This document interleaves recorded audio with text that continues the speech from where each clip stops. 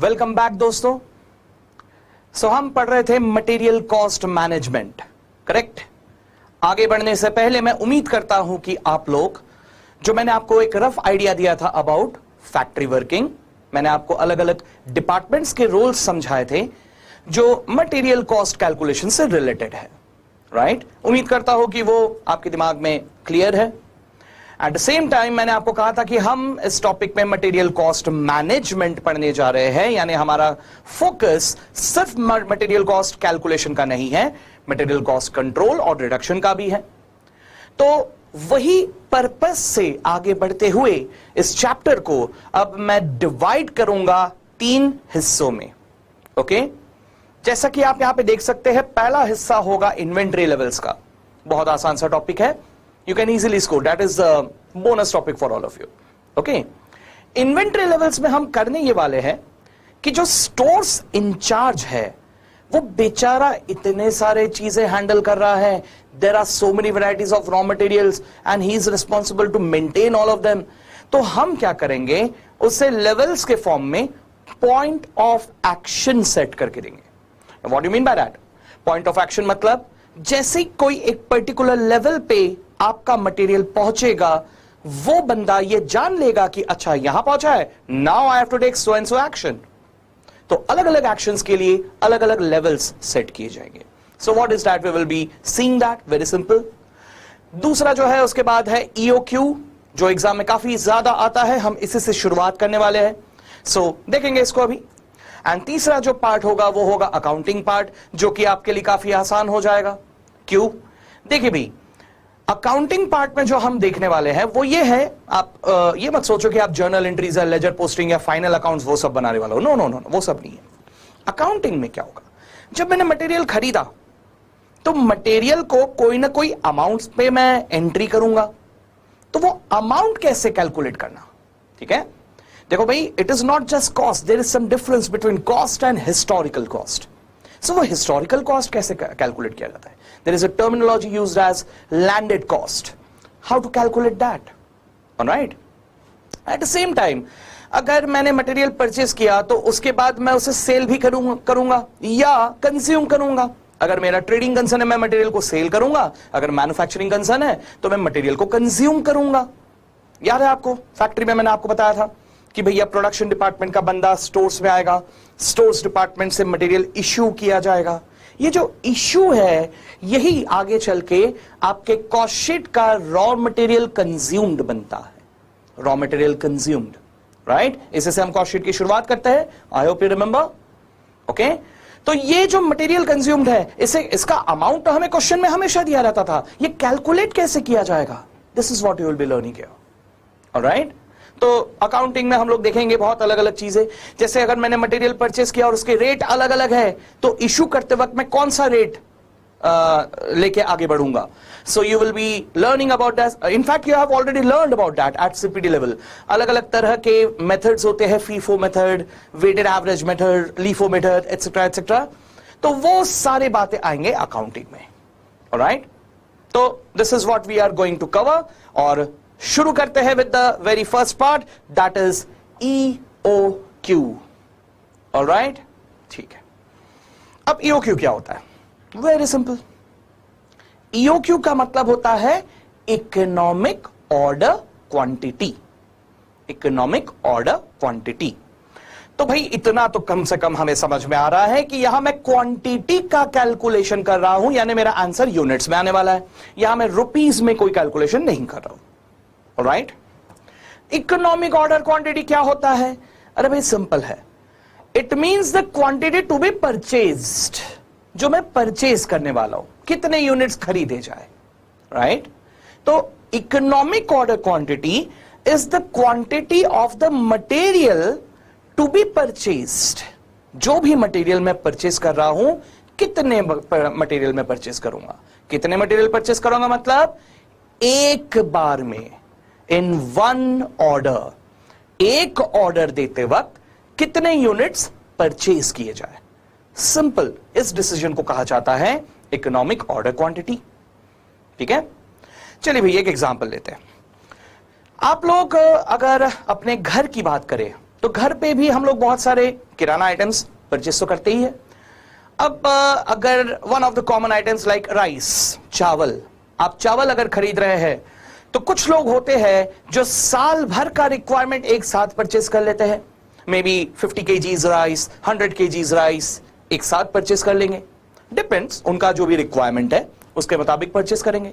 कुछ लोग होते हैं जो मंथली रिक्वायरमेंट परचेस करते हैं, हर महीने वो परचेस करते हुए चलते हैं। कुछ लोग होंगे जो अपने वीकली रिक्वायरमेंट परचेस करेंगे, कुछ ऐसे भी है जो डेली रिक्वायरमेंट परचेस करेंगे, डिपेंड्स। अलग अलग जनों का अलग अलग डिसीजन होता है कि एक बार में कितने यूनिट्स परचेस किए जाए। ऐसा ही कुछ हमें यहां पर भी करना है।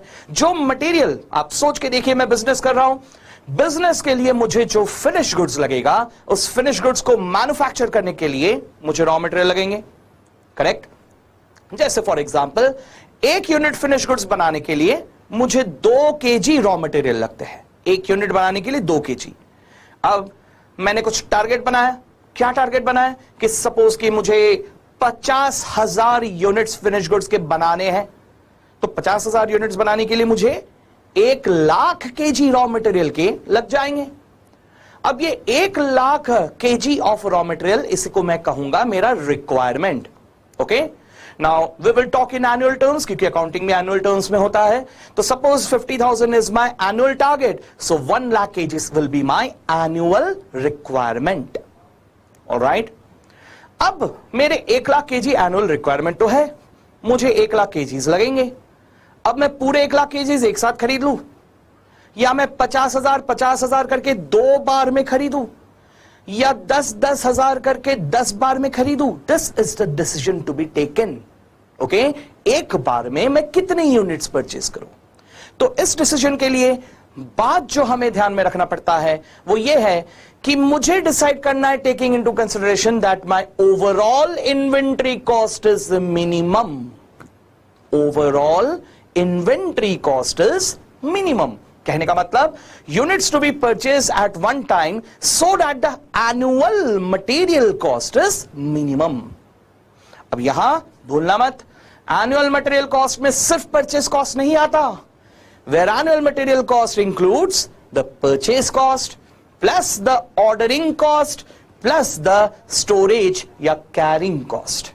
इन सब का कॉम्बिनेशन होता है annual material cost। मुझे इन सब के बारे में सोचते हुए मुझे सोचना है कि ये ओवरऑल सबका टोटल मिनिमम रहे, ऐसे यूनिट्स मुझे परचेस करना है।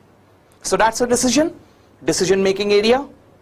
ठीक है, तो ये कैसे कैलकुलेट किया जाता है, लेट अस स्टडी दैट। दोस्तों देखो, इसको कैलकुलेट करने के जनरली 2 मेथड होते हैं। एक है विल्सन, एक हमारे देश के नहीं है, फिरंगी बंदे हैं मिस्टर विल्सन। इन्होंने दिमाग लगा के एक फॉर्मूला बनाया है, लेकिन इन्होंने बड़ा एक अजीब सा एक डिसीजन लिया हुआ है, सॉरी अजीब सा अजम्पशन लिया हुआ है। ऑलराइट, तो उनका वो अजीब सा अजम्पशन अगर वर्क करे, जो कि नॉर्मली इंडियन मार्केट्स में पॉसिबल नहीं होता, लेकिन अगर वर्क करे, तो आप विल्सन भाई साहब का एक सिंपल सा फॉर्मूला लगा के बड़ी आसानी से आंसर निकाल लेंगे कि भैया आपका एनुअल रिक्वायरमेंट अगर इतना है ना, एक बार में इतने यूनिट्स खरीदना, वेरी सिंपल। लेकिन एट द सेम टाइम अगर आप वो जो असम्पशन उन्होंने लिया था, I will be telling you क्या है वो असम्पशन, वो असम्पशन अगर नहीं हो पाता है, देन इन दैट केस आपको ट्रायल एंड एरर मेथड लगाना पड़ेगा। कहने का मतलब आपको देखना पड़ेगा कि आपके पास कितने चॉइसेस अवेलेबल है, और हर चॉइस पे आपको purchase cost, ordering cost, carrying cost सब कैलकुलेट करके देखना होगा कि कहां पर कॉस्ट सबसे मिनिमम है, और जहां मिनिमम है वही हमारा ईओक्यू है। So that will be a bit lengthy job. तो ऐसा होने वाला है। अब देखते हैं एग्जाम में क्या आता है। एग्जाम में कोई भी आ सकता है, हम तो दोनों ही पढ़ेंगे। तो भाई मैं आपको जो कहने जा रहा हूं वो ये है कि आपको मैं सिर्फ सीधा इनका फॉर्मूला बता के क्वेश्चन सीधा सॉल्व करवा सकता हूं, that is very very simple. लेकिन मेरा इंटेंशन ये नहीं है। आप सॉल्व तो कर लोगे, आप एग्जाम में मार्क्स तो स्कोर कर लोगे, लेकिन आगे चल के क्या आप उसे समझ पाओगे? नहीं। सो एज अ रिजल्ट मेरा इंटेंशन है आपको चीज को समझाना। आप अच्छी तरह से पहले समझ लो, प्रॉब्लम्स तो सॉल्व हो ही जाएंगे। ठीक है, तो चलिए भाई हम पहले हर चीज को अच्छी तरह से समझते हैं। ऑलराइट, तो मैं आपको अभी तक कह रहा था कि हम ईओक्यू निकाल रहे हैं, तो ईओक्यू तीन फैक्टर्स पे डिपेंड करता है, जो कि अभी अभी आपने थोड़ा बहुत देखा है। पहला फैक्टर जो है वो फैक्टर है ट्रेड डिस्काउंट। अब ये क्या है सर, ट्रेड डिस्काउंट कहां से आ गया? चलिए देखते हैं भाई। अगर मैं मटेरियल परचेज कर रहा हूं तो मटेरियल में आप जनरली देखते हैं कि सप्लायर बल्क परचेज करने पे मुझे ट्रेड डिस्काउंट ऑफर करता है, करेक्ट? जितना ज्यादा यूनिट्स खरीदूंगा उतना ज्यादा मुझे ट्रेड डिस्काउंट मिलेगा। सो ट्रेड डिस्काउंट की वजह से मेरा एनुअल परचेज कॉस्ट मिनिमम हो सकता है, राइट? सो मुझे सबसे पहले देखना पड़ेगा, is there any trade discount? इसके बारे में आपको क्वेश्चन में दिया रहेगा, ठीक है? We will understand that in detail, again we will come back to that. दूसरा जो चीज आपको कंसिडर करना है is the order placing cost. अब भाई मैंने आपको जो कहा था कि आपका जो परचेज डिपार्टमेंट है, इसको ऑर्डर करना है, इसको परचेज करना है, तो भाई परचेज करना इतना आसान नहीं है। ये पहले एक बार टेंडर नोटिस देंगे, फिर बाद में सप्लायर सिलेक्ट करेंगे, फिर बाद में सप्लायर वहां पे गुड्स मैन्युफैक्चर, सप्लायर को परचेज ऑर्डर भेजा जाएगा, वो गुड्स मैन्युफैक्चर करके हमारे पास भेजेगा, इंस्पेक्शन होगा, लंबा प्रोसेस है, राइट? अब इन सब में क्या कोई कॉस्ट नहीं लगेगा? डेफिनेटली लगेगा। तो परचेज डिपार्टमेंट का काम जहां से शुरू हुआ, वहां से लेके जब तक गुड्स हमारे स्टोर्स में नहीं पहुंच जाता, वहां तक जितने भी एक्स्ट्रा कॉस्ट लगे, इन सारे कॉस्ट को हम कहते हैं ऑर्डर प्लेसिंग कॉस्ट। मैं इसके बारे में भी आपको डिटेल में भी थोड़े दिन में समझाने वाला हूं, order placing cost. Order placing cost का एक खास मैं आपको बात बता दूं, ऑर्डर प्लेसिंग कॉस्ट डिपेंड करता है कि मैं कितनी बार ऑर्डर दे रहा हूं। अब एक एग्जांपल लेते हैं, जैसे मान के चलो कि अगर मैं किसी दुकान से कोई गुड्स परचेस करके अपने पास लाता हूं, तो वो गुड्स मेरे पास पहुंच तो जाएंगे, लेकिन उसके लिए मुझे डिलीवरी चार्ज पे करना पड़ेगा। अब जैसे कि आप लोग ऑनलाइन काफी कुछ ऑर्डर करते हैं, ऑब्वियस सी बात है कि आप ऑनलाइन जब ऑर्डर करते हैं, आप वही ऑर्डर प्लेस करना प्रेफर करते हैं जहां पर आपको फ्री शिपिंग या फ्री होम डिलीवरी फैसिलिटी मिल जाए। लेकिन हर बार नहीं मिलता, कुछ कुछ जगह पे आपको डिलीवरी चार्ज भी देना पड़ता है। तो एज अ रिजल्ट, सपोज मैंने कहीं से कुछ ऑर्डर किया और मुझे डिलीवरी चार्ज देने पड़ गए 100 रुपए, मान लो ऐसा, ठीक है? तो एज अ रिजल्ट मैं डिलीवरी चार्ज कितना पे करूंगा, डिपेंड करता है कि मैं कितनी बार ऑर्डर दूंगा। मैंने एक बार ऑर्डर किया तो 100 रुपए देने पड़ेंगे, 2 बार ऑर्डर किया तो 200 रुपए देने पड़ेंगे, 5 बार ऑर्डर किया 500 रुपए देने पड़ेंगे, as simple as that. So my order placing cost depends on the number of orders placed by me, मैं कितनी बार ऑर्डर प्लेस कर रहा हूं। ऑलराइट, तो ये अपने को देखना पड़ेगा, हम लोग देखेंगे, आएंगे इसमें ऑर्डर प्लेसिंग कॉस्ट में। ऑर्डर प्लेसिंग कॉस्ट में अगर मैं नंबर ऑफ ऑर्डर्स की बात करूं तो नंबर ऑफ ऑर्डर्स मैं कोशिश करूंगा कि जितने कम हो उतना अच्छा है, लेकिन नंबर ऑफ ऑर्डर्स कम रखूंगा तो मेरे यूनिट्स बढ़ जाएंगे, ज्यादा यूनिट्स परचेस करेंगे ना, करने पड़ेंगे ना फिर एक बार में। अब प्रॉब्लम यह है कि अगर मैं ज्यादा यूनिट्स परचेस करूंगा तो उतने ही ज्यादा यूनिट्स मुझे स्टोर भी तो करना पड़ेगा, बराबर? तो अगर मुझे ये स्टोर करना पड़ रहा है, उसका भी तो कोई कॉस्ट लगेगा, ये भी तो मटेरियल का ही कॉस्ट हुआ। So I also have to take into consideration the storage cost, और इसी की वजह से मामला थोड़ा बिगड़ जाता है। मैं ऑर्डरिंग कॉस्ट के लिए जिस तरह से सोचूंगा, स्टोरेज कॉस्ट में उल्टा ही होगा। कहने का मतलब, मैं ऑर्डरिंग कॉस्ट सेव करने की बात करूंगा तो स्टोरेज कॉस्ट बढ़ जाएगा, और स्टोरेज कॉस्ट सेव करने की बात करूंगा तो ऑर्डरिंग कॉस्ट बढ़ जाएगा। ये एक बहुत बड़ा प्रॉब्लम है। इसी की वजह से हमें एक इक्विलिब्रियम पॉइंट पे पहुंचना पड़ेगा। कैसे पहुंचेंगे देखेंगे, ठीक है? तो भाई ये 3 फैक्टर्स को कंसिडर करते हुए हम ईओक्यू का कैलकुलेशन करने वाले हैं। ओके, अब before we move to the formulas, एक बार इन तीनों को थोड़ा डिटेल में स्टडी करते हैं। कई बार आपको थ्योरी क्वेश्चन भी पूछ लेते हैं, तो थोड़ा सा डिटेल में स्टडी करते हैं। चलो देखते हैं। सबसे पहले मैं बताता हूं about trade discount. Trade discount का क्या इंपैक्ट पड़ता है भाई? बहुत सिंपल सा इंपैक्ट है। अब आप सोच के देखिए, सपोज कि हमारा जो बिजनेस है उसका एनुअल रिक्वायरमेंट है 10,000 यूनिट्स, हम 10,000 यूनिट्स परचेस करने का सोच रहे हैं, ठीक है? अब हम सप्लायर के पास गए और सप्लायर भाई साहब के पास जाके इंक्वायर कर रहे हैं कि भाई साहब आप कितने में मुझे दोगे। होता है ना, आप कितने यूनिट्स परचेस कर रहे हो, आप बोलोगे कि कितने में दोगे। आप गए सप्लायर के पास जाके, उनको कहा कि भाई साहब मैं 1000 यूनिट्स एक बार में खरीदूंगा, 10,000 खरीदने हैं। सप्लायर कहता है ये कौन सी बड़ी बात है भैया, 1000 तो कोई भी खरीदता है, no trade discount for this. बोला अच्छा ठीक है भाई, अब अगर मैं सोचता हूं कि मैं 2000 यूनिट्स एक बार में खरीदता हूं, मुझे टोटल 10,000 खरीदना है लेकिन एक बार में 2000 खरीदता हूं, सप्लायर अब इंटरेस्टेड है, वो मुझे 5% रेट डिस्काउंट देने को तैयार है। क्या है यहां पे, 10,000 यूनिट्स में से अगर मैं एक बार में 2000 यूनिट्स खरीद लूं तो मुझे वो 5% रेट डिस्काउंट देगा। इसी तरह से अब मैं कहता हूं कि भाई मैं 5000 यूनिट्स खरीदता हूं एक बार में, अब बोलो, खुश हो गया, ये मुझे कितना दे रहा है, 7.5% का ट्रेड डिस्काउंट दे रहा है।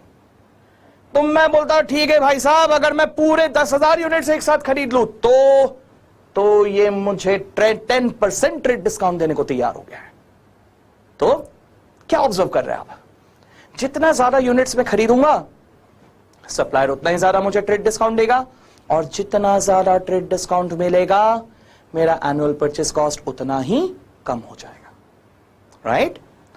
ओके फ्रेंड्स, मैं एक बात आप लोगों को यहां पर क्लियर कर दूं, इन केस हमारे क्वेश्चन में ट्रेड डिस्काउंट के बारे में कोई इंफॉर्मेशन नहीं है, कोई इंफॉर्मेशन नहीं मतलब no trade discount, okay, and if there is no trade discount then my annual purchase cost will become irrelevant for my decision. Sir ये क्या कहा आपने? ठीक है, रिपीट करता हूं। देखिए, मैंने आपको कहा कि सपोज कि ट्रेड डिस्काउंट अगर नहीं है, ठीक है, जैसे मान के चलो द रेट ऑफर्ड है 50 रुपए, ओके, अब 50 रुपए का रेट अगर ऑफर्ड है, मैं एक बार में 1000 यूनिट्स खरीदूं, मैं 2000 खरीदूं, मैं 5000 खरीदूं, या मैं 10,000 एक साथ खरीद लूं, कुछ भी करूं, सप्लायर बोलता है मैं 50 रुपए पर केजी के नीचे दाम नहीं करूंगा। 50 मतलब 50। अब अगर ये ऐसा कह रहा है तो भाई मैं 10,000 यूनिट्स खरीदूं एक साथ या एक 1000 करके खरीदूं, 50 के रेट पे ही खरीदूंगा। सो ओवरऑल कॉस्ट, ओवरऑल पैसे जो मेरे जेब से खर्च होने वाले हैं साल भर में, दैट विल बी 10,000 यूनिट्स के लिए एट द रेट 50 ओनली। बरोबर? तो मैं कैसे भी खरीदूं, मेरा overall cost will remain constant. And if you remember classification of cost on the basis of decision making, तो मैंने वहां पे आपको बताया था कि कोई कॉस्ट अगर दो चॉइस में बिल्कुल चेंज ना हो तो ऐसे कॉस्ट को हम इररिलेवेंट मानते हैं फॉर डिसीजन मेकिंग। ठीक है, ये बात को ध्यान में रखिएगा, इंपॉर्टेंट बात है। आगे चल के विल्सन के फॉर्मूले को जब हम समझेंगे तब इसी पॉइंट को मैं रिपीट करूंगा।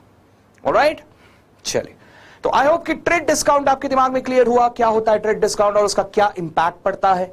सो ट्रेड डिस्काउंट के बारे में सोचते हुए अगर देखा जाए तो हमने ज्यादा से ज्यादा यूनिट्स एक बार में परचेस कर लेने चाहिए, ठीक है, but there are other factors also. तो दूसरे फैक्टर्स में आते हैं। Let's come now to order placing cost, ordering cost. अभी थोड़ी ही देर पहले मैंने आपको कहा था कि परचेज डिपार्टमेंट का काम जहां से शुरू हुआ, वहां से लेके गुड्स हमारे स्टोर्स डिपार्टमेंट पे पहुंचा, वहां तक सारे के सारे खर्चे ऑर्डरिंग कॉस्ट में आएंगे। तो लेट्स सी कौन से कॉस्ट आएंगे। बहुत कॉस्ट है। जो परचेज डिपार्टमेंट के लोग हैं, जो वो टेंडर नोटिस वगैरह दे रहे हैं या जो कुछ भी काम कर रहे हैं, उनको भी तो मैं कुछ सैलरी दे रहा हूं, करेक्ट। फिर वो जो टेंडर छपवा रहे हैं, वो टेंडर का भी तो कुछ कॉस्ट लग रहा है। फिर टेंडर छपवाने के बाद सप्लायर का सिलेक्शन होने के बाद, वो सप्लायर के सिलेक्शन में टेलीफोन का काम हो सकता है, पोस्टेज का काम हो सकता है, या इंटरनेट का काम हो सकता है। खर्चे तो लग ही रहे। At the same time supplier select करने के बाद हम उसे एक डॉक्यूमेंट भेजते हैं जिसे कहते हैं purchase order. I hope you remember, खर्चा वहां पे भी लग रहा है, प्रिंटिंग एंड स्टेशनरी। उसके बाद जब वो बंदा हमारे पास गुड्स को भेज रहा है, अगर वो होम डिलीवरी या फैक्ट्री डिलीवरी, फ्री डिलीवरी अगर दे रहा है तो वेरी गुड, लेकिन अगर वो फ्री डिलीवरी नहीं दे रहा है तो हम ही रिस्पॉन्सिबल है उसको यहां पे लेके आने के लिए। कैरेज इनवर्ड, ट्रांसपोर्टेशन इनवर्ड, लेके आने के लिए कॉस्ट लगेगा। ओके, फिर आने के बाद हम एकदम से एक्सेप्ट थोड़ी करते हैं, हम उसमें इंस्पेक्शन करते हैं, क्वालिटी इंस्पेक्शन, उसके लिए खर्चा। We will be having some quality inspection staff, right. There are so many expenses. All these expenses will be part of order placing cost. To name a few, ये transportation cost, definitely वहां से यहां तक लाने के लिए। फिर tender and purchase order cost, अभी जो मैं कह रहा था आपको, उनके कॉस्ट भी लगेंगे, फ्री में थोड़ी होता है। न्यूज़पेपर में आप टेंडर छपवा रहे हो, खर्चे तो लगेंगे। Then inspection cost, quality inspection हो रहा है। Then other miscellaneous like postage and all, supplier selection के वक्त postage, telephone, internet charges, etcetera etcetera, stationery charges, ये सारे के सारे खर्चे will be taken as order placing cost. ठीक है, तो भाई मुझे परचेस तो करने में परचेस कॉस्ट तो देना पड़ा, उसके अलावा मैं ये सब कॉस्ट भी इंकर कर रहा हूं और ये सब मटेरियल के लिए ही लग रहा है मुझे, राइट। चलिए भाई, ऑर्डरिंग कॉस्ट के नेचर को अगर देखा जाए, लेट अस अज्यूम कि ये काफी हद तक फिक्स नेचर का है। जैसे फॉर एग्जांपल अभी मैं आपको कह रहा था कि डिलीवरी चार्ज मुझे लग रहा है 100 रुपए, ऐसे ही कह रहा था मैं आपको 100 रुपए का डिलीवरी चार्ज लग रहा है। सपोज कि मैं ऑनलाइन कुछ ऑर्डर कर रहा हूं और ऑर्डर करने पे मुझे 100 रुपए देने पड़ रहे हैं। ठीक है, द थिंग इज कि मैंने आपको थोड़ी ही देर पहले कहा है कि मैं कितना ऑर्डरिंग कॉस्ट इंकर करूंगा डिपेंड करेगा नंबर ऑफ ऑर्डर्स पे, मैं कितनी बार ऑर्डर दे रहा हूं। नंबर ऑफ ऑर्डर्स जितना ज्यादा होगा उतना ही मेरा ऑर्डरिंग कॉस्ट भी ज्यादा होगा। सो एज अ रिजल्ट, जरा आराम से सुनो, मैं नंबर ऑफ यूनिट्स अगर ज्यादा परचेस करूं, नंबर ऑफ यूनिट्स अगर मैं ज्यादा परचेस करूं तो कम से कम ऑर्डर में मेरा काम हो जाएगा, और नंबर ऑफ ऑर्डर्स जितना कम होगा उतना ही मेरा ऑर्डरिंग कॉस्ट कम हो जाएगा, राइट। लेकिन उल्टा, अगर मैं कम यूनिट्स एक बार में परचेस करता हूं तो मुझे बार बार ऑर्डर देते रहना पड़ेगा, और जितनी ज्यादा मैं नंबर ऑफ ऑर्डर्स दूंगा ऑर्डरिंग कॉस्ट उतना ही ज्यादा होगा। ओके, चलिए भाई, इसको मैं आपको समझाता हूं with the help of a graph. तो मैं यहां पर एक ग्राफ बनाता हूं, X axis and Y axis. X axis में मैं लेता हूं यूनिट्स और वाई एक्सिस में मैं लेता हूं रुपीस। तो ऑर्डरिंग कॉस्ट का नेचर कुछ ऐसा है कि यूनिट्स जितना कम होगा कॉस्ट उतना ही ज्यादा होगा, लेकिन जैसे जैसे यूनिट्स बढ़ते जाएंगे वैसे वैसे मेरा ये कॉस्ट कम होता जाएगा। तो अगर मैं इसे ग्राफिकली प्लॉट करूं तो ये कुछ इस तरह का आएगा ग्राफ। कम यूनिट्स पे ज्यादा कॉस्ट, यूनिट्स जैसे जैसे बढ़ेंगे कॉस्ट वैसे वैसे कम होता जाएगा। ओके, तो आई होप कि आप ऑर्डरिंग कॉस्ट के बारे में जान चुके हो, क्या होता है ऑर्डरिंग कॉस्ट। ठीक, अब आगे बढ़ते हैं। Next is the goods storage cost या कैरिंग कॉस्ट। ऑर्डरिंग कॉस्ट को आप प्रोक्योरमेंट कॉस्ट भी पुकार सकते हो, order placing cost, ordering cost या प्रोक्योरमेंट कॉस्ट। इसी तरह से गुड्स स्टोरेज कॉस्ट को स्टोरिंग कॉस्ट, कैरिंग कॉस्ट, ये सब नाम से पुकारा जाता है। अब भाई मैंने गुड्स खरीद लिया तो खरीद के कहीं तो रखूंगा, तो वो स्टोर करने का cost is storage cost, as simple as that. Store करने का कॉस्ट क्या हो सकता है, आप सोच के देखिए। पहली बात तो मैं जब स्टोर करूंगा शायद मुझे कुछ कंटेनर्स की जरूरत पड़े। आप घर पे ही सोच के देखिए, आपने अगर ऑयल खरीदा, तेल, तो अगर ऑयल खरीदा तो ऑयल के पैकेट्स आते हैं ऐसे ही पाउच, तो वो पैकेट्स जो है वो पैकेट में अपन ने थोड़ा बहुत अभी कंज्यूम कर लिया, फिर वहीं पे उसमें रबर बैंड बांध के उसको वहीं पे रख दिया संभाल के। जनरली हम लोग ऐसा नहीं करते ना, जनरली नहीं। हम लोग क्या करेंगे, कोई कंटेनर लेंगे, भाई वो तो रोज का ही काम है, तो एक कंटेनर लेंगे एयरटाइट अच्छा वाला, ठीक है, जिसमें तेल को डाल के रखेंगे। एक कंटेनर तो लगता है। या आपने शुगर लिया, तो शुगर को क्या ऐसे ही किसी बर्तन में खुला रख देंगे, नहीं भाई चींटी लग जाएंगे फिर तो आप शुगर को किसी ना किसी कंटेनर पे तो रखेंगे ना, डेफिनेटली। तो ऐसे ही जो हम लोग मटेरियल खरीद रहे हैं इसे भी तो किसी मटेरियल में रखना पड़ेगा, किसी कंटेनर में। मटेरियल मतलब किसी कंटेनर में। कुछ मटेरियल कुछ खास तरह के होते हैं, जैसे मान के चलिए हमने खरीदा है आइसक्रीम्स, तो आइसक्रीम अगर मैंने खरीदा, इसे खास कोल्ड स्टोरेज डिवाइस में रखना पड़ेगा, होगा ना। तो इनके पीछे क्या कोई खर्च नहीं लगेगा मुझे, कोल्ड स्टोरेज डिवाइस, कंटेनर्स, खर्चे तो लगेंगे। एट द सेम टाइम मान के चलिए कि मैंने 1 लाख यूनिट्स खरीद लिए, 1 लाख यूनिट्स, तो कहीं तो रखूंगा, एक वेयर हाउस या एक गोडाउन, कहीं ना कहीं मैं उसे रखूंगा। ये वेयर हाउस या गोडाउन के खर्चे नहीं लगेंगे, उसका रेंट वो भी तो मुझे लग रहा है। ओके, फिर वो गुड्स को मैं वहां पे रख रहा हूं तो कई बार मुझे वहां पे रिस्क लगता है थोड़ा, तो मैं उसका इंश्योर करवा लूंगा, इंश्योरेंस प्रीमियम पे करना पड़ेगा।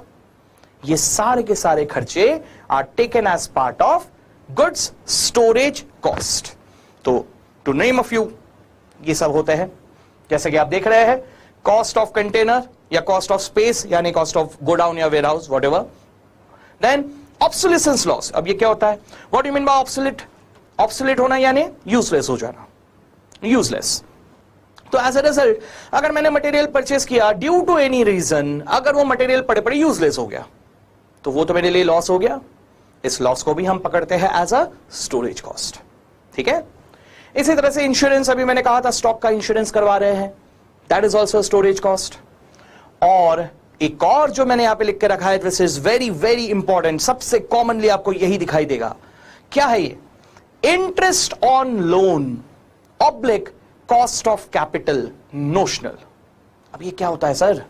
देखो भाई, सपोज कि मुझे काफी ज्यादा मटेरियल परचेस करने की जरूरत है, मेरा जो फैक्ट्री है उस पर काफी मटेरियल की जरूरत है और वो मटेरियल काफी एक्सपेंसिव है, बहुत महंगा है, और हम है गरीब आदमी, उतने पैसे तो है नहीं, तो एज अ रिजल्ट अब बिजनेस तो करना है, लोन ले लिया। अब ये जो लोन लिया फ्री में मिला क्या?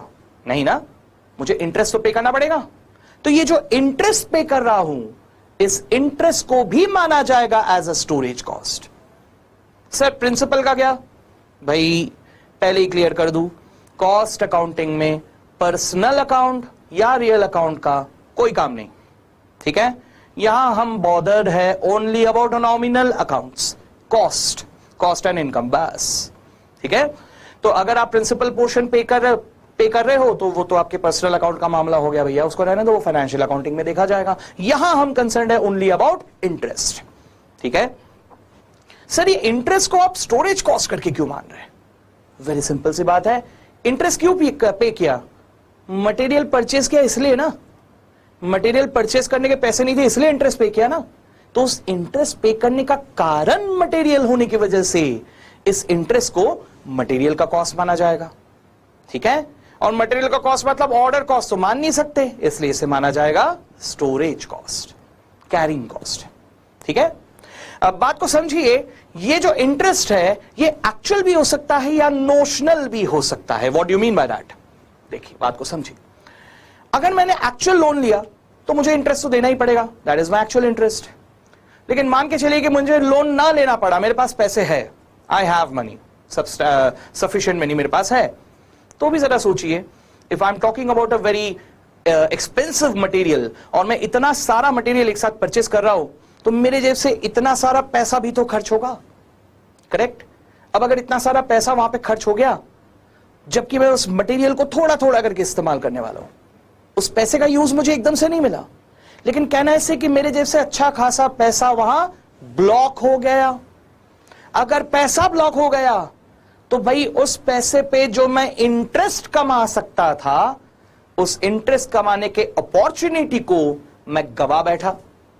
So this opportunity lost will be considered as an opportunity cost. I hope all of you remember, हम लोगों ने क्लासिफिकेशन ऑफ कॉस्ट में इसके बारे में भी डिस्कस किया था। Opportunity cost definitely relevant for decision. तो ये नोशनल बेसिस से, ऐसा फाइनेंशियल अकाउंटिंग में नहीं लिया जाएगा, सिर्फ कॉस्ट अकाउंटिंग में लिया जाएगा। जैसे नोशनल बेसिस से जो भी इंटरेस्ट आ रहा है, इसे भी पकड़ा जाएगा एज अ कैरिंग कॉस्ट। आपको हर क्वेश्चन में ही लगभग almost in all the questions ये सब मिले ना मिले, ये वाला कॉस्ट जरूर नजर आएगा। ऑलराइट, देखेंगे हम लोग, क्वेश्चन में इनका सामना करेंगे, तब हम लोग देखेंगे कि इसको कैलकुलेट कैसे किया जाता है। काफी आसान होता है, डोंट वरी। ठीक है, अब लास्ट बट नॉट लीस्ट, भाई इसे भी अगर हम लोग एक ग्राफिकल फॉर्म में देखें तो इसका जो नेचर है, मैं आपको अभी थोड़ी देर पहले ही कह रहा था, अपॉर्चुनिटी कॉस्ट का, सॉरी ऑर्डर प्लेसिंग कॉस्ट का बिल्कुल उल्टा होता है। तो देखो भाई, graph again X axis and Y axis, X axis में यूनिट्स और वाई एक्सिस में रुपीस। कैरिंग कॉस्ट का नेचर अगर देखा जाए उल्टा है। कैसा? यूनिट्स जितने कम आप खरीदोगे उतने कम आप कैरी करोगे और उतना ही कम आपका होगा कैरिंग कॉस्ट। लेकिन जैसे जैसे यूनिट्स आप ज्यादा खरीदोगे उतने ही ज्यादा यूनिट्स आपको कैरी करने पड़ेंगे, और ज्यादा यूनिट्स कैरी करेंगे तो हमारा कैरिंग कॉस्ट भी बढ़ता जाएगा। ओके, सो ग्राफिकली हमारा कैरिंग कॉस्ट दिखेगा कुछ इस तरह से। Okay, so that is our carrying cost. Alright, तो हमने एक एक करके ट्रेड डिस्काउंट का क्या इंपैक्ट पड़ता है वो देखा, हमने ऑर्डरिंग कॉस्ट क्या होता है ये देखा, और हमने कैरिंग कॉस्ट क्या होता है ये भी देखा। और अब हमें आगे बढ़ते वक्त क्या देखना है कि ओवरऑल इन सब का कॉस्ट